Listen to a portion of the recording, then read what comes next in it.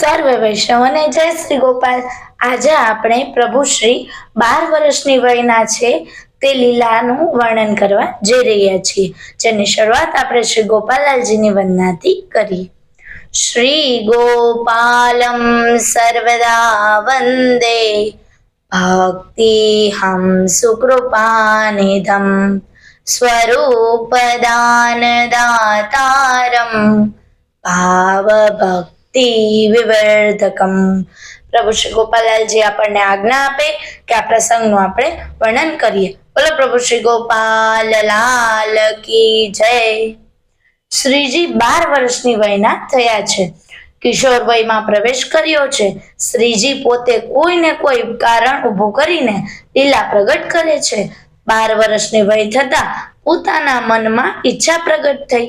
સોરઠ ભૂમિને પાવન કરી તીર્થાદિકને સ્નાત કરવા અને દેશાંતર પધારીને પોતાના જીવની સંભાળ કરવા વિચાર્યું। બાલ વયમાં પરદેશ પધારી ન શકે, જેથી પોતાના પિતાજીની સાથે પરદેશ કરવાનું નિમિત્ત પ્રગટ કર્યું। તે કેવું કર્યું? અદ્ભુત વાત પ્રસંગ છે। પ્રભુજીના અનેક વિભૂતિ સ્વરૂપો ભૂતલમાં બિરાજી રહ્યા છે। તેમાં શંખોદ્વાર બેટ દ્વારકામાં જે રણછોડજીનું સ્વરૂપ બિરાજતું હતું, તે સ્વરૂપનું ખંડન આઝમખાં નામના યવન રાજાએ કર્યું હતું। સવારે તે સ્વરૂપ અંતર ધ્યાન થયું અને તે સ્વરૂપ ભૂમિની ભીતરમાં હતું, તેને કોઈ જાણતું ન હતું। તે સ્વરૂપના મનમાં ઈચ્છા પ્રગટ થઈ કે શ્રીમદ ગોકુલમાં શ્રી રઘુનાથજીના ગ્રહે પરિપૂર્ણ પુરુષોત્તમ પ્રગટ થયા છે, તો તેના દ્વારા અમારા સ્વરૂપનું પુષ્ટ કરે તો પુષ્ટિ માર્ગની મેંડ પ્રમાણે સેવાનો ક્રમ સદાય। તેવી ઈચ્છા થતા તે કાર્યને મિશે શ્રી રઘુનાથજી શ્રી ગોપાલજીને સાથે પધરાવીને અહીંયા પધારે અને આ તીર્થને પણ પાવન કરે અને આ મિશે તે સ્વરૂપના દર્શનની પ્રાપ્તિ થાય। તેથી રઘુનાથજીને રણછોડજીએ સ્વપ્ન દ્વારા જતાવ્યું કે મારું સ્વરૂપ અમુક જગ્યાઓ ભૂમિની ભીતરમાં છે, તેને બહાર કાઢીને તે સ્વરૂપની પ્રતિષ્ઠા કરો। શ્રી ગોપાલજીને સાથે પધરાવીને તમો અહીં પધારો। તેમના કરનો સ્પર્શ થતા અમારા સ્વરૂપમાં પુરુષોત્તમનો આવિર્ભાવ થાય, તેવી ઈચ્છા રણછોડજીએ રઘુનાથજીને સ્વપ્ન દ્વારા દર્શાવી।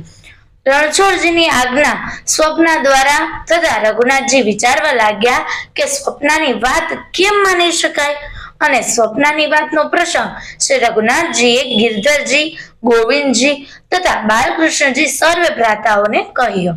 સવારે સર્વોએ મળીને કહ્યું કે તમો શ્રી ગોપાલજીને સાથે પધરાવીને જાઓ।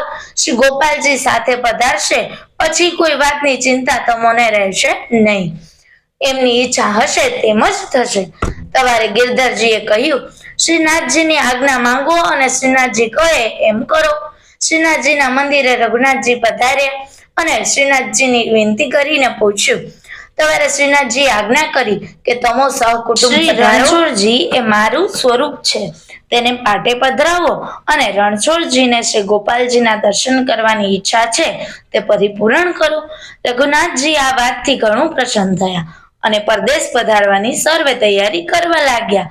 પોતાના પિતાજીને પરદેશ પધારવાની ઈચ્છા જાણીને શ્રી ગોપાલજી પૂછવા લાગ્યા, આપ ક્યાં પરદેશ પધારવાની તૈયારીમાં છો?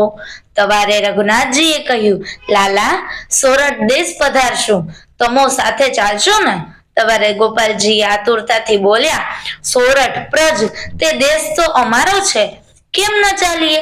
જરૂર ચાલશું। શ્રી ગોપાલજીની ઈચ્છા જાણીને રઘુનાથજી ઘણું પ્રસન્ન થયા। કશરદાસ જીવનદાસે આ વાતનો પ્રસંગ આખ્યાનમાં પણ વર્ણવી બતાવ્યો છે। હવે આગળનો પ્રસંગ આપણે બીજા ભાગમાં જોઈશું। બોલો પ્રભુ શ્રી ગોપાલ લાલ કી જય।